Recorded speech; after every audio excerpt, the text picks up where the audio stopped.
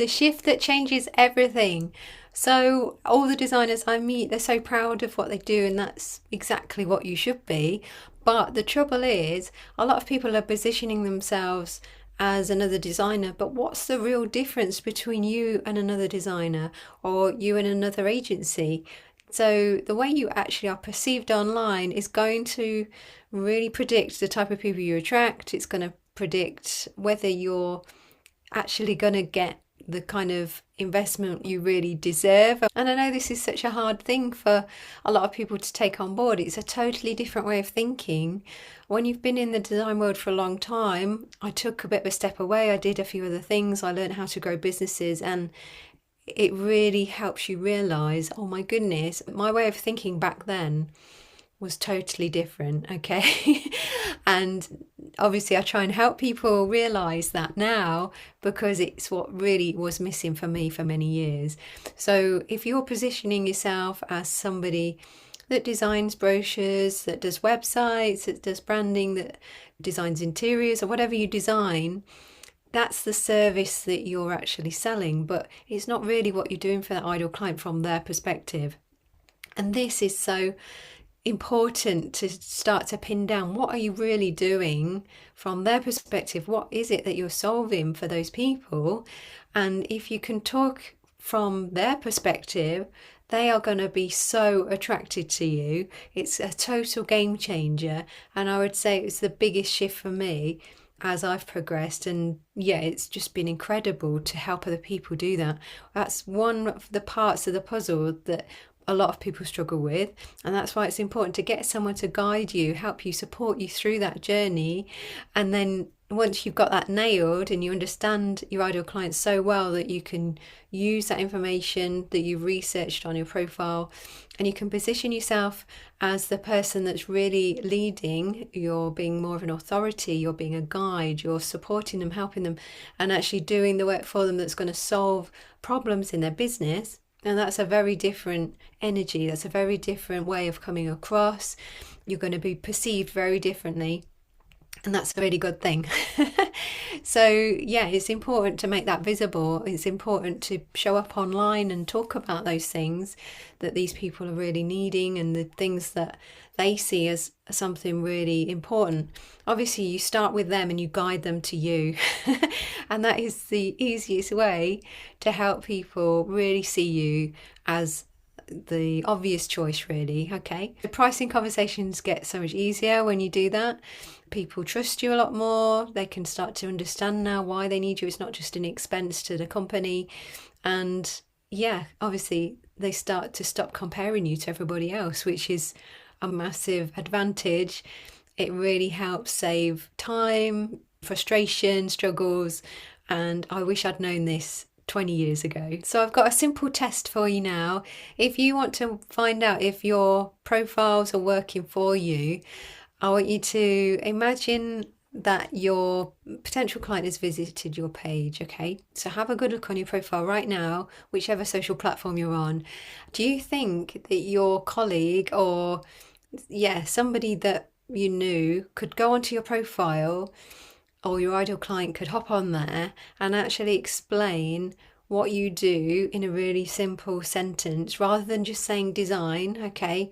What do you really solve? Do you think they can really tell you? So it would be something like, they help companies like whoever, or they help companies in this sector or this type of company so that they can do something, or they help that kind of company to improve something so they can do XYZ, okay?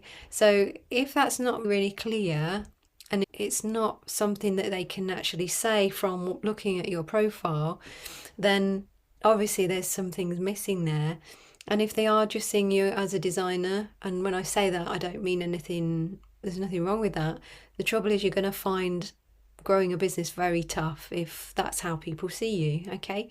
Great design doesn't mean that you struggle to do your work. You're obviously amazing at what you do. That's not what I'm saying. The struggle is that people find it hard to see the value, and designers get frustrated that people don't see the value, but they're not doing anything about it. Okay, so you must take control of that, take charge of that, And one of my clients said to me yesterday, actually, she said to me, do you know what? That is my ideal client. I have had one of those people before, but because I didn't explain it in the right way, they didn't realize it was worth so much. And that's why she had price objections, okay? Because she didn't explain it in the right way. Before she met me, she didn't understand obviously what I'm actually teaching her now, which is about positioning and offers and how to have the right conversations and how to attract the right people and how to book regular calls. She had no idea about any of that, and she realized that actually that person is an ideal client. She can go back, revisit them, and have a totally different conversation with them because she really sees her value now. She understands what it really does for the actual client, and that means that they're already convinced. Those people that show up, they get to know you, and the clients that come across you, the prospects that come across you, will easily see that they need to talk to you. They're already convinced after they've seen some content, they've watched some videos, they've started to understand what you're all about, they've looked at your profile. It should be so obvious to them before you have a conversation that you're the right person that they really need to help them in their business, okay? That will take away so many struggles with being compared, with wasting time doing proposals and all that kind of stuff. Like, it's so important to make sure you pre-sell yourself in a way. That's what you're doing, but it's not coming across like that. How it comes across is you're just very clear about what you do. You're very clear and you know how it helps people, and you've done the research, you've done the work, and you've worked out a much better way to help these people, and that's how it comes across to them. Okay, so it's a very exciting journey. It's a very exciting shift in mindset and obviously attitude, and also it's a big shift in actually taking action, being being super proactive every day. And also you can start to grow a small team around you to do a lot of the work for you, so you can do more of the actual design work if you want to, or you can start building a team to actually do the work as well. So there's so many ways you can do it, but it's so exciting when you get those key things right, those 4 main pillars that we guide people through.